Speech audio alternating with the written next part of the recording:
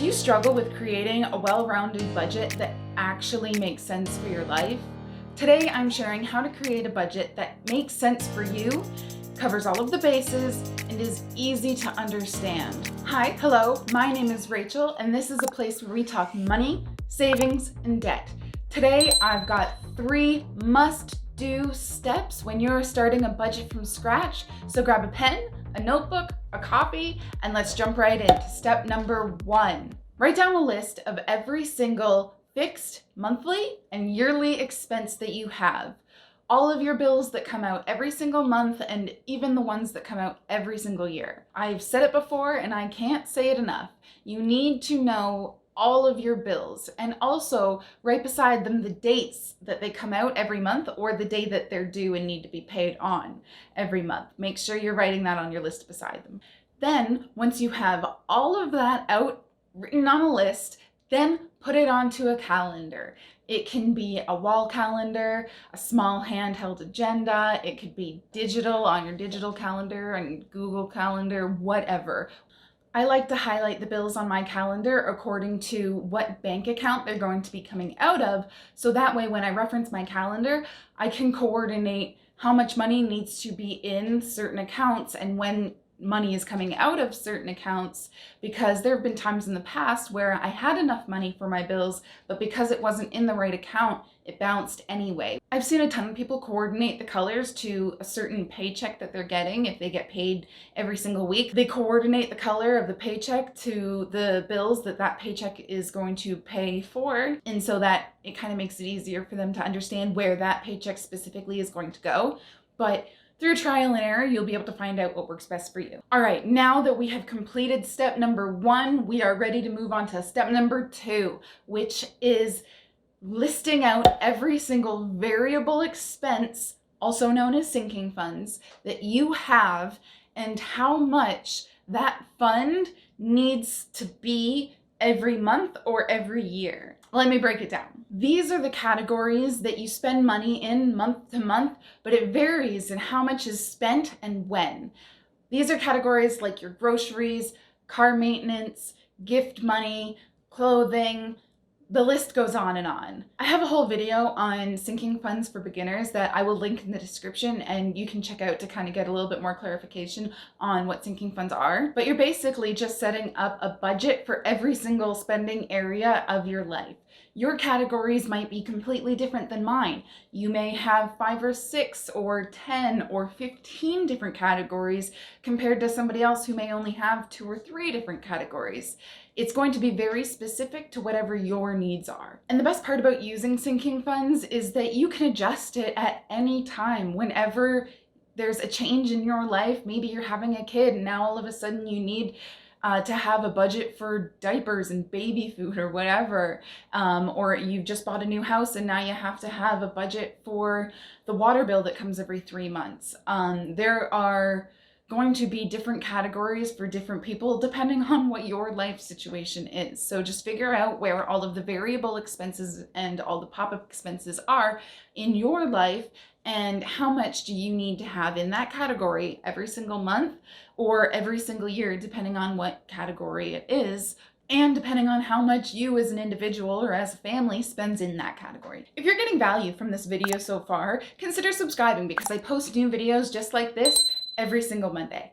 And now that we have all of our expenses laid out in front of us, we can move on to the most important step, number 3, which is track your finances. But find a way that works best for you. This isn't going to be a one-size-fits-all method. You're going to have to find a way that works best for you and how you like to see your money. Tracking your everyday spending can be a huge eye-opener into your spending habits and tendencies. You can really see where you're spending money that you can't really afford to be spending money and areas that you may be able to cut back and save. I think there are apps these days that you can actually connect to your bank account and it will track all of your transactions and put it into different categories for you and all of that fancy stuff. but I am the type of person that likes to see it all in paper, on one piece of paper right in front of me, and be able to visually break down and scratch out where I'm saving money, where I could be moving money to, doing the math. I love seeing that just visually in front of me on pen and paper. So now I'm going to show you how I break down my budget in the easiest way for me to understand. I'll be using a template from my Etsy shop. You don't need it. You can find some great ones on Google, but I couldn't find one on Google that broke it down in the way that I wanted, so I made this one. So that's what I'm going to be showing you today, and let's get to it. So since we've already got our calendars done, I grabbed my monthly budget overview template and I fill in the income portion first, about how much I think that we are going to have coming in for the month of whatever month it is I'm filling out. So I write what I'm budgeting in the budgeted column and I total that at the bottom of that section. Next, I move on to my fixed expenses section. So basically what I do here is I'm essentially putting the list that we made from step 1 in here, but it's more specific to that exact month. So sometimes I have car insurance coming out 3 times in one month because it comes out bi-weekly.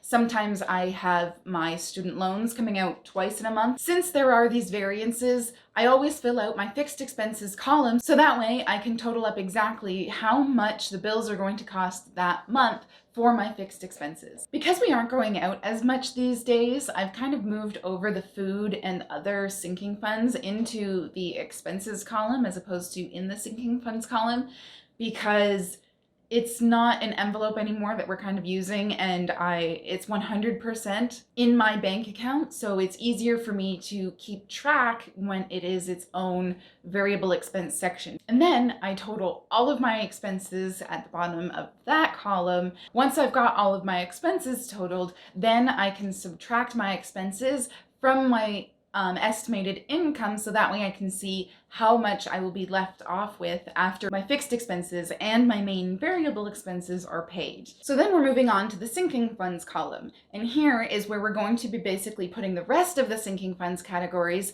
from step number 2 into this column. So then you're able to put how much you've budgeted for each category into the amount planned column and then total that at the bottom of that section. Starting to see the pattern here? Next, we're filling in our debts and how much extra money we plan on putting towards certain debts we have that month, and then totaling that at the bottom of that amount planned column. And now that we have all of our must-be paid expenses all worked out for, we can finally do the math to see how much is left from all of that to be able to put towards our savings.